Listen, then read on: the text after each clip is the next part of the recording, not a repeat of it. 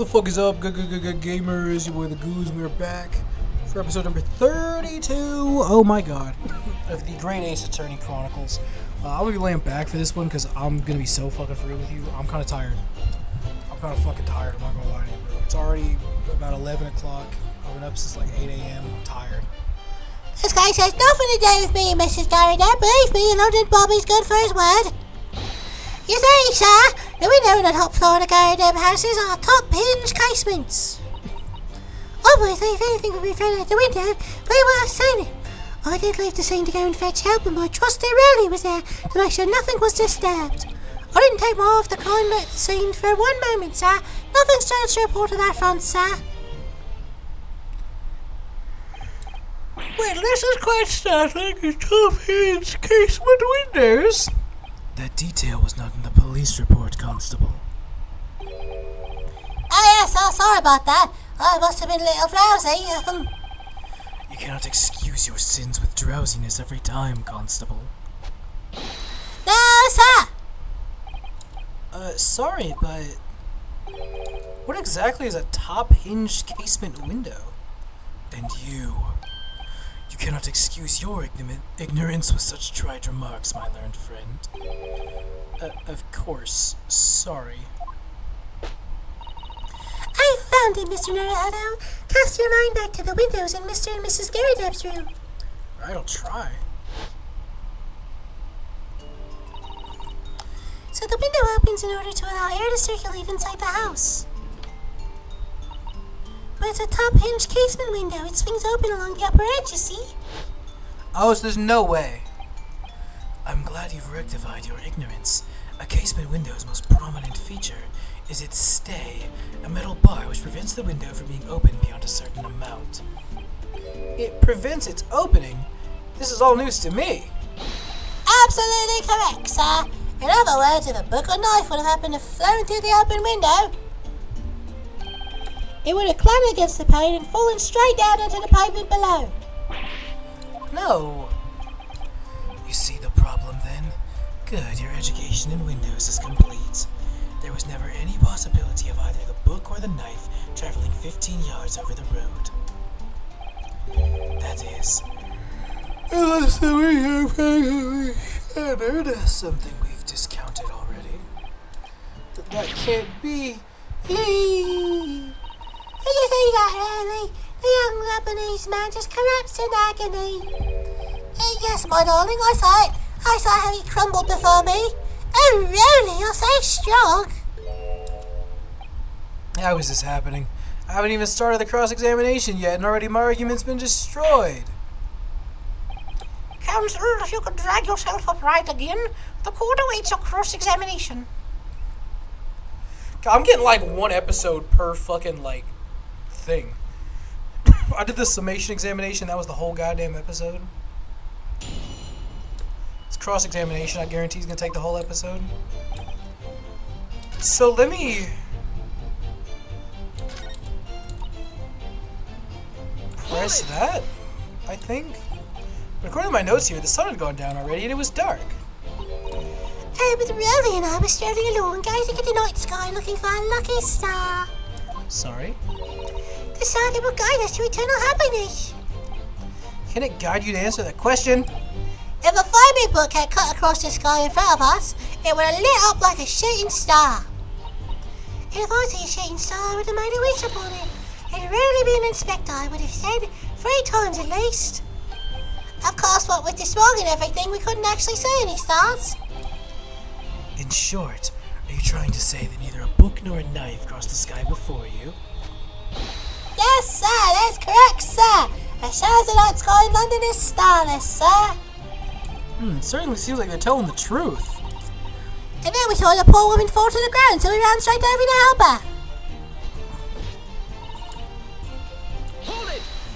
Hold on a minute. Yeah, you said you went nearby to a police box. You fetched other officers, is that right? That's right, yes. If it had been on Rowley's speech, we would have known exactly where I was going, of course. Don't feel bad, my love. You can't be expected to know the location of every police box on the beat. So Rowley told me the way, only I got a little lost on the way. But Trita, my darling, that's why I love you. Your terrible sense of direction is bewitching to me. Oh, Pat. Oh, really?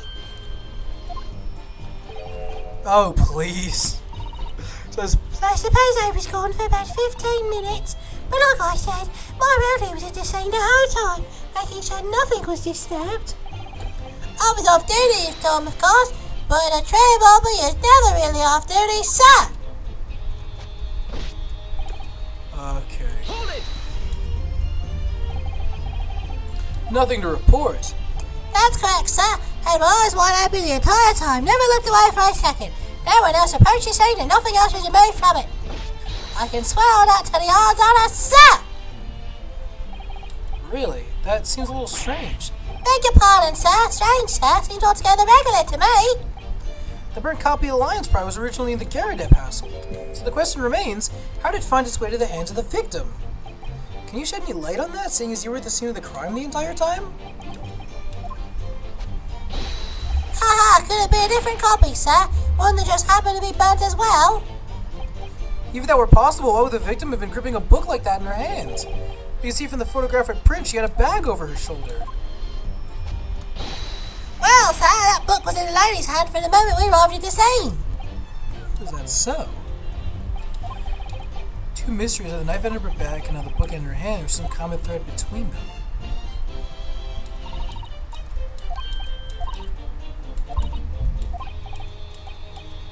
Okay.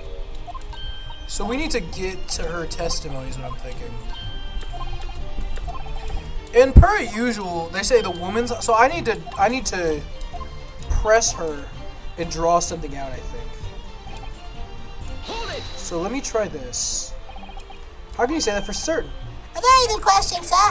And the answer is this. There's a number of founding principles in the force read known as a reminder to all us policemen of our sworn duty. He showed us that before, didn't he? Did he? I can't say I remember. To patrol the streets of London town and upon a patient a common man.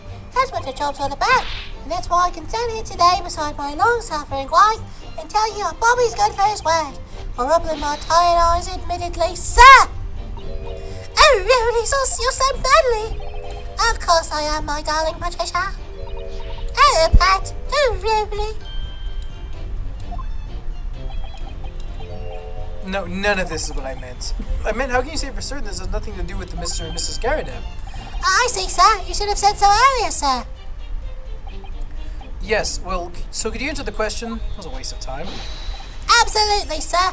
I will answer it to the first of my ability, sir.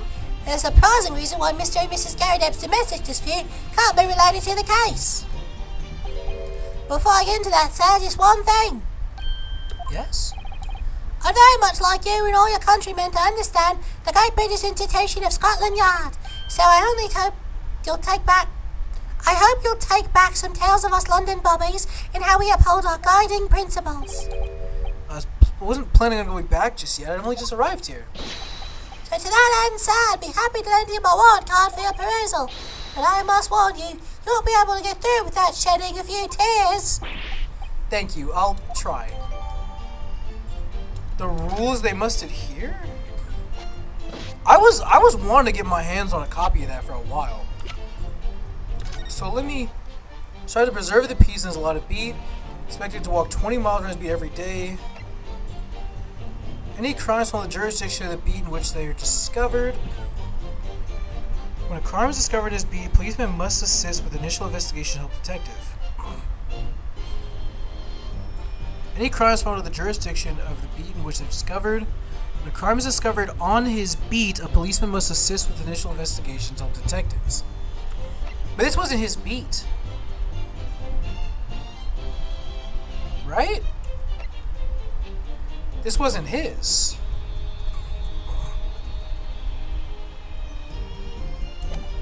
I don't think that helps me, like, at all.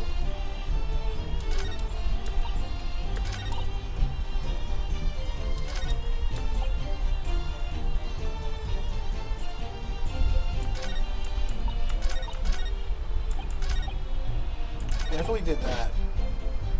Let me press this. But which means they don't open fully, is that correct? Yes, sir. I just had to allow a bit of air flow through the house, you see, so restricted as to how much they open. And therefore, anything thrown out the window from inside the room would simply strike the pane and fall to the street directly below. For clarity, allow me to mark the map. Here is the location where objects would have fallen. Yes, directly opposite the scene of the crime on the other side of the rather wide road. Would it have been so hard for somebody to mention this top hinge casement thing before? Well, you can't talk during the summation examination. Oh, let me sit up. My fucking shorts are bothering me. Well, I have another question for you, Constable. Ugh. And what will it be, sir? How do you even know? Why would you have any idea what sort of windows Mr. and Mrs. Garradip's house is furnished with? Oh, well, sir, it's very simple. Excuse me, ma'am. Do you have something to add, Mrs. Beat? Sorry. You look, well, delighted. Is there some particular reason for that? Oh, I was just remembering, that's all. We really were so lucky. Lucky? What do you mean? Well, of course I feel terrible for the poor woman who was attacked. Don't misunderstand me, please. We were just so lucky it didn't happen on Rowley Street. It was so close, you see. Oh, I hadn't realized. Oh, yes, that street by a road. That's the boundary between Rowley Street and the next one. Isn't that right, my love? Constable Beat! Oh, yes, that's right. That was the reason I was helping with interviewing the occupants of the Garbo household yesterday. The house is on my beat, you see, sir. That really was cutting it close then. Constable, I wonder if you could clarify something. If the Garrideb household's on your beat, does that mean the pavement next to it is as well? I saw Mr. Garrideb's house. Oh, yes, ma'am. On the pavement on that side of the road, it's part of my beat. I see, I wasn't aware of that. Just think, if the wouldn't have been attacked just on the other side of my road, we would never have been able to go for that meal to celebrate our wedding anniversary. But that's the life of a Bobby after all. Do you think he moved her? Do you think he moved her? Do you think he moved her? So they could go for their anniversary. Extraordinary people are Bobbies, tirelessly working for the benefit of all Londoners. Do you know what I think? I think it was the good Lord's way of rewarding my Rowley for all his hard work. Do you think so, my darling? My fucking arm is bothering me again. That must be it, Pat, my love. That must be it. I think perhaps we make sure that we have that information officially on record. Leave it to me, Mr. Naruhodo. I'll take care of it immediately. Just outside the constable's beat? It goes my turn, I think. Can I ask you something, please, Mr. Lawyer, sir? Oh, yes, of course. What is it? You're dancing us, aren't you? I can tell. What? I wasn't really. I mean, what's she doing? Please, just because I'm a woman doesn't make my testimony any less valuable. You might just see me as the wife of a policeman, but I'm a woman of my word, I am. I really don't remember ever suggesting that I doubted you. No excuses, I don't want to hear it. My voice will be heard. My lord, you'll let me speak, won't you? Yes, Mrs. Beat, I'll allow you to supplement your testimony if you so desire. Sometimes the path of least resistance is a siege one. It was a very loud mutter. I heard that. That Japanese man thinks a policeman's wife word counts for nothing, does he? Now watch out, sir. I'm not sure to let you get away with something like that, but I really won't. Duly noted, Mrs. Beat. Please, I humbly ask you to continue. What could she possibly be about to say, I wonder? What is she about to say?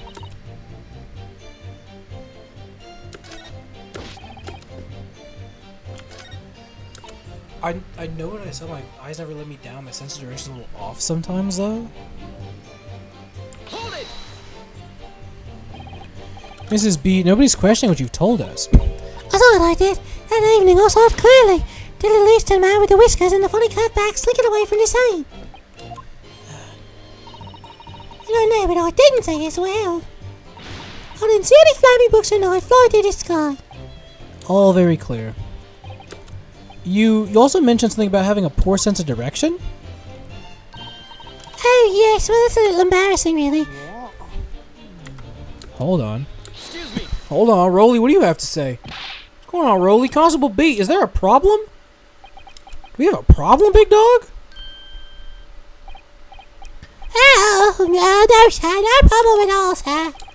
Did your wife's remark just now just bring something to mind, perhaps?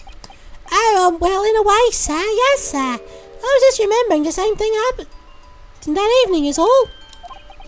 You mean Mrs. Beat lost her way the night of the incident? Well, you see, I sent her off to find a police box to get speed over from mine. But she was gone a fair bit longer than I was expecting. Thought she'd be back in 10 minutes when my darling was gone a good 15. Oh, really? You're such a tease. But the reason I was gone so long was because of the banquet, silly. The banquet? Sorry, what banquet are you talking about? It was a present for our wedding anniversary, really so romantic. He saved up for it with farthings and halfpennies he found in the gutter while doing his rounds. Yes, how romantic. I'd forgotten all about it just now. Hadn't you, darling? Oh yes. About that was just between us. No talking to anyone else, darling. You have to promise. Really? Oh. What was that all about? Constable Beat looked obviously troubled during that exchange. I'm afraid I can't offer any useful insight, Mr. Naruhodo, but I'm quite sure of one thing. We have to ask Mrs. Beat about the banquet. Mrs. Beat, this banquet bouquet. Oh my god, I'm hungry as hell. Why do I keep saying banquet? Oh my god, I want that crunch wrap so bad. Oh my fucking god. This bouquet you just mentioned. Oh my. How many times did I read that as banquet? Like 3 fucking times. I'd like you to add details about it to your testimony, please. Oh really? Yes, I'd love to. Rose just sitting there, Rose. I dropped my bouquet, ended up losing my way for a while. Now I gotta press that! You dropped the bouquet at the scene of the crime? Yes, that's right. I was so upset. We ran over and saw the woman with... We ran over and saw it. There was a woman with a knife in her back. I was so shocked I dropped the bouquet Rolly gave me. It was in a dark spot where the street lights weren't casting any lights. I didn't notice it first.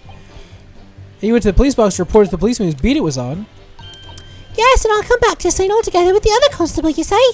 That's when I spotted my bouquet again. But the funny thing was, when I went to pick it up, it was nowhere near the victim's body at all. In case you need reminding, Miss Beat, the victim is not deceased. Yo, did they actually move it? I was all flustered for a moment if I heard a voice calling me from the other side of the road. Your husband, presumably. That's right, telling me I'd gone over to the wrong side of the street. Although I'm going to blame the bouquet this time. I can't think how it got there, I really can't. So the bouquet moved from the one side of our road to the opposite. Curious indeed. Isn't it? But the worst of it is I forgot to pick the bouquet up again when we left the scene. That beautiful rose Rolly bought me, with that chain through the gutter he spent so long collecting. By bouquet, do you perhaps mean this sorry solitary rose? Oh, yes, that's it. That's the bouquet Rolly bought me for our anniversary with old bits of change he found in the gutter. Maybe just call it a rose. Tell us, Lord Van Jeeks, where did you come by that flower? According to the report by the police officer in charge of the crime scene investigation, it was found on the edge of the pavement in front of the Garadeb household. In front of the Garadeb's house? Although it wasn't noticed until the morning as it lay where the street lamps cast no light. It was believed to be of no relevance to the case, since it was found on the opposite side of the thoroughfare. Oh, thank you, sir, thank you. Can I have it back now, please? No, I think for good measure the ruse should be added to the court record as evidence. But it's a symbol of our love. I want it back after the trial, do you hear me? I want it back! Good grief! Rest assured that I shall do my very best not to forget, Mrs. Beat. Yeah, I'm definitely gonna call fucking bullshit on that, big man. I'm definitely calling fucking cap. You wanna know why I call fucking bullshit? The rose. Objection. I can't believe Demon Slayer's just fucking airing out of nowhere. They didn't tell anybody. You claim, Constable Beat, there was nothing to report in the 15 or so minutes you were guarding the scene. But that cannot be. What? What do you mean to say? Your testimony just now, Mrs. Beat, you explained to the court. You arrived back at the scene of the crime with a policeman assigned to that beat. The bouquet you had dropped at the victim's side was no longer anywhere nearby. Objection. Yes, on the opposite side of Briar Road to where the victim was attacked. But considering the size of that meager bouquet, if a single sorry bloom can be so described, no doubt it was blown in the wind across the street back into the gutter where it belongs. Meager? Objection. But if that were the case, why did Constable Beat not testify to the facts? Ugh. No one else approached the scene and nothing was removed from it. Constable Beat swore to that on Scotland Yard's honour. But the bouquet belonged to me. It has nothing to do with the case. That's why I really didn't mention it, I'm sure. No, because sadly, it's not only your bouquet we're talking about here. More than one thing in this case is mysteriously the wrong way round. What are you talking about? Think about it. Besides Mrs. Beat's bouquet, there's Mr. Garrideb's book. Mr. Garrideb's copy of The Lion's Pride, which was thrown out the window by his wife, would have struck the pane of the casement window and landed here in the west side of the street. And yet, it was actually found here on the opposite side of the road in the victim's hand. Meanwhile, according to the testimony we've heard in Mrs. Beat's bouquet, should have been dropped here at the scene of the crime on the east side of the street. But in fact, it was actually found here on the opposite side of the road in front of Mr. and Mrs. Garrideb's house. There's no logical explanation for these things, unless somebody deliberately moved them. Did I actually crack it? Did I actually crack it that he moved it so that they could go for their anniversary dinner? What are you trying to say? The way you're talking, it sounds like you think my Riley's done something wrong. Don't listen to a word that scrawny lawyer says. Wuttering on about books and bouquets. Why should we care? It's nitpicking, that's what it is. Oh good, Mrs. Garrideb's come round. You might call it nitpicking, Mrs. Garrideb, but deliberately meddling with the scene of a crime is a criminal offense. It's called, tampering, Mr. Naruto. Oh! But the person responsible for this tampering cannot admit to it for a very subtle but compelling reason. Objection. Tampering? You've barely heard the term before. Tell us, my learned friend, who would possibly have had cause to carry out such an elaborate deception? Yeah, there is someone who tampered with the scene of the crime that evening. All the evidence in the testimony points to that one particular person. Let me take my fucking shorts off, bro. These shits are fucking bothering me. It's more comfortable. Counsel, I demand you substantiate this conjecture. Who are you saying was responsible for tampering with the scene of the crime? Bro, it is so fucking... Gosh, she looks like the guy from fucking, Puss in Boots 2. It's really beat, bro. God, they're 21 and 23. That's crazy. Obviously, there's only one person it could have been. Constable Rolly Beat! It was you! What? A policeman? A member of Scotland Yard? What nonsense? Why would my brother do something like that? There's no restraint in my husband. Nobody works more tirelessly for the people of London. Mrs. Beat, you said in your testimony that your husband asked you to go to a nearby police box to fetch the officer on duty. The 15 minutes you were absent from the scene is the only opportunity anyone had to tamper with it. You're making it up. It's all nonsense. It's all lies. What about that Japanese man with the whiskers? I bet it was him who did it. Objection. If that was true, Constable Beat would have seen him do it. Oh. And forgive me for pointing it out, but when you dropped your bouquet, Mrs. Beat, it was after the defendant had fled the scene. Well. Objection. First you make accusations about the landlord and his wife, and now you incriminate the policeman as well. But your accusations lack one very important thing. You claim the crime scene was tampered with, but there's only one reason anyone would commit such a reckless crime: to hide something. That's right. He's right. But my husband and I just happened to be there. That's all. I get comfortable, bro. So why would we have anything to hide? It doesn't make sense. You've offered no motive for this alleged tampering, and until you do, your accusations are nothing but empty threats. Alright, big man. Constable B had a very good reason for wanting to tamper with the scene of the crime. That's the key to this entire affair. Mr. Naruhodo, have you managed to solve this mystery?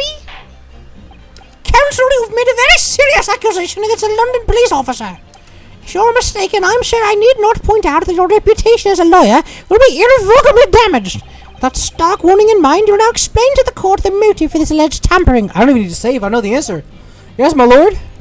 I know the answer. I know it. I called it. Constable B's motive? Crime to hide? It's where the victim fell. That is where this Bobby had to cover up at all costs. What? Where the victim fell? You mean where she was attacked? What are you talking about? We told you at the very start, didn't we? On the pavement of Broyle Road. We saw it happen, remember? It was right here, as if anyone else didn't already know. That's certainly what everyone's been led to believe. But in fact, that isn't where the victim was stabbed at all. What? A little loud, man. I'm beginning to wonder where this tumultuous child will end, Counsel. If that's your assertion, then the court is dying to know, my Nipponese friend. Where are you proposing the crime actually took place that evening? Like right here. Take that! But that's... On the opposite side of the road. I don't understand. On the evening in question, Mr. Garadev's book fell directly down from the open window above, and your bouquet, Mrs. B, never moved at all. What did move was the scene of the crime itself. Good gracious! Objection! Perhaps you haven't been listening to the ample testimony this court has heard. But these witnesses both saw the moment the attack took place. That's right, I saw it with my own eyes. It was 5 o'clock in the evening and already dark. There was a typical London fog on the ground when you saw the incident unfold and ran to the victim's aid.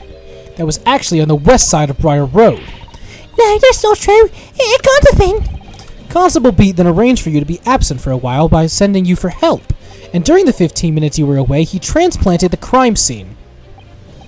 He moved all the things shown in this print. The victim herself, the 4 books, he moved everything, in fact, to the pavement on the east side of Briar Road. Extraordinary! But the constable overlooked one thing.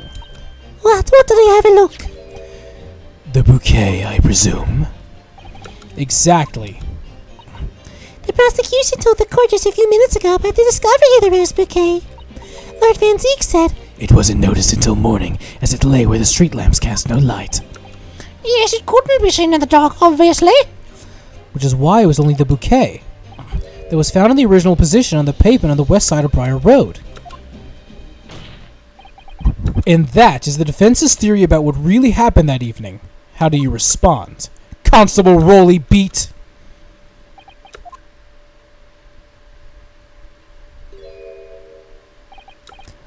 Well, I'm very sorry. I don't mean to not off again, but I haven't slept properly in a month. Did I miss anything important? Oh, really? It isn't true, is it? What the lawyer said is all lies, isn't it? I know it is, because you're the most upstanding righteous man I know. I had a dream. A terrible dream. All the things I did at night. Everything come out. Everything exposed.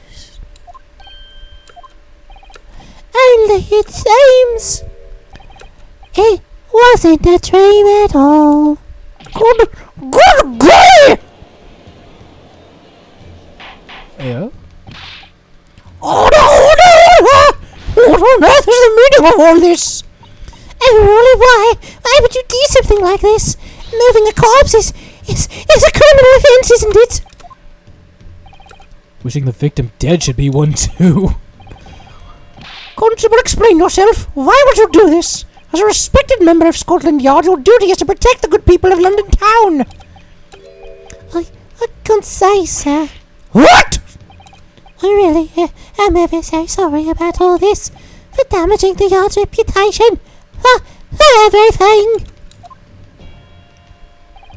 I have a possible explanation for why on that particular evening Constable Beat felt compelled to move the scene of the crime.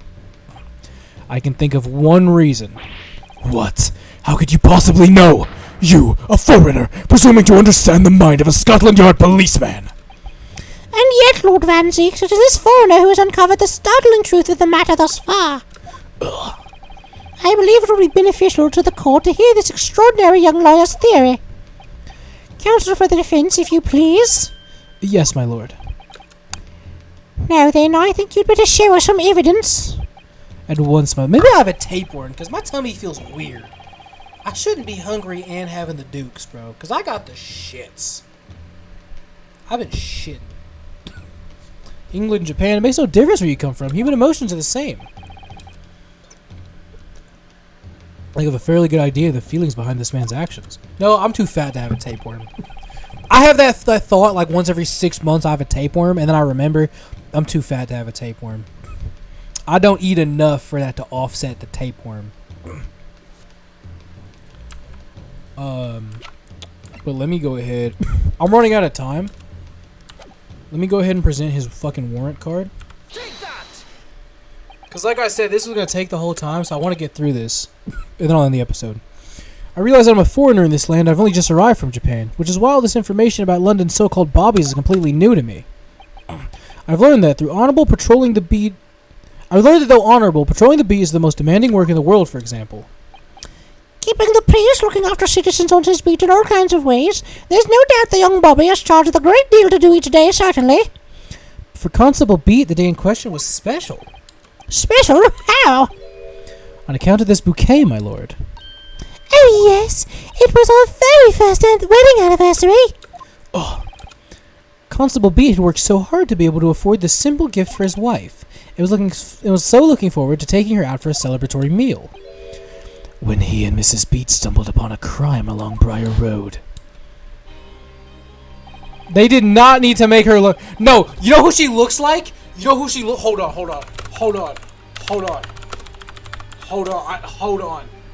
Actually, hold on. No, you know who she looks like? No, you... Hold on.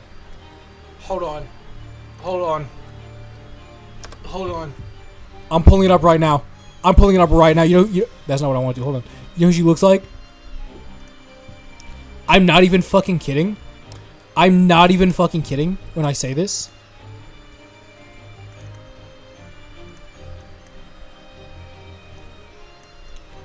Tell me that's not the same person. Tell me that's not the same person. Tell me they didn't put the laughing salesman in the game, bro. Tell me that's not the same person. Let me stop. When he saw that shadowy figure through the fog collapse on the pavement ahead of him, what must have gone through that man's mind? But sir, that's... Oh yeah, it was the wedding anniversary, yeah. The wedding anniversary. This is the warrant card the Constable Beat offered to lend me earlier. Inside, among the rules for patrolling policemen, it says...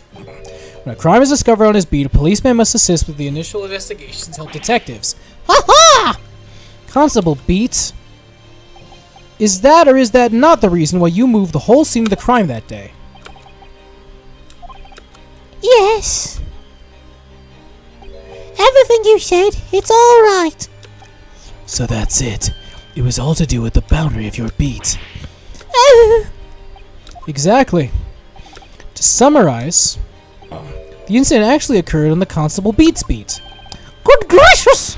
Constable, do you realize the gravity of what you've done? It was the first time since I became a copper that I'd ever cursed God. Stay close to me, Pat! The criminal could be lurking somewhere! As we ran over to the scene, I had every intention of doing my duty as a police officer. We got to report it to the station as quickly as possible. But then it dawned on me. I realised where we were, where the victim was lying, and what that meant for me. When a crime's discovered on his beat, a policeman must assist with initial investigations and help detectives. Why here? Why did this have to happen here? And why tonight of all nights? Why? Heyo. It's a copper's job to guard the scene of the crime, so I told Patsy I had to go to the nearest police box and fetch whoever was on duty there. It was then when I opened my mouth to speak. It just came out. I couldn't believe the words that were coming out of my mouth. This is a next beat to mine, Pat. So you'll have to go to the police box that covers it, turn right along Measham Street, and then... Oh, shit. And she has no idea where the fuck she is at any given moment. Because she's stupid and bad with directions. Are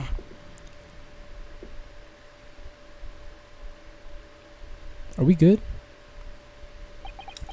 Rolly, you good? Roly Poly Oly, you good? I'm sorry. I'm so sorry. Oh, Constable. I just wanted just that one night to take my Patricia out to dinner. Really? Just that one night? You knew that if the incident was on your beat, your evening of celebration would be ruined, and so you decided to move the entire crime scene outside your jurisdiction, just across the street to the east pavement of Briar Road, which falls under the neighboring beat's care. You see, I thought I was sure the victim was dead, you see. I beg your pardon. Of course he did. Otherwise my Rolly would never have let the poor woman on the freezing cold pavement. Oh, I see your meaning now. Oh, but God got me back for my sins, didn't he? That's why I missed the rose I bought for Pat. And Rolly, this was all my fault. I should never have dropped it in such a dark place. I'm so sorry, Rolly. And can you tell us, Constable, how many books did you move from one side of the road to the other in total? 4 it was. Yes, sir, definitely 4. 3 of them dropped by Mr. Natsume, and the 4th being the one that fell from the window upstairs in the Garrett household, of course. But what made you place the book in the victim's hands? When all the others were scattered haphazardly around, I mean. Oh, well, sir, that's because that's how I found it. How you found it? What do you mean? When I first ran over to the scene, the victim was already holding the book, so that's when I moved everything to make sure it was still in her hand. You're sure it was this book, The Lion's Pride, the victim was holding? Oh, yes, sir, no doubt about it, sir. Interesting. Interesting. I'm gonna go ahead and save it here on some real shit. Because I kind of need to cut things here. We're already at almost 38 minutes. So thank you for watching. I will see you next time we continue this shit. Bye bye.